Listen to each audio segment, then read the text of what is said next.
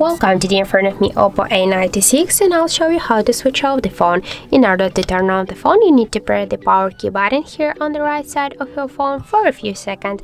And now here we have the message to turn on the Google Assistant by press and hold the power button.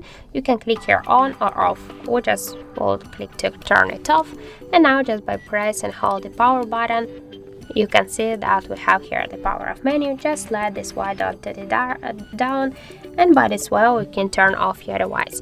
So as can you see, the screen is dark. This means that your device is turned off.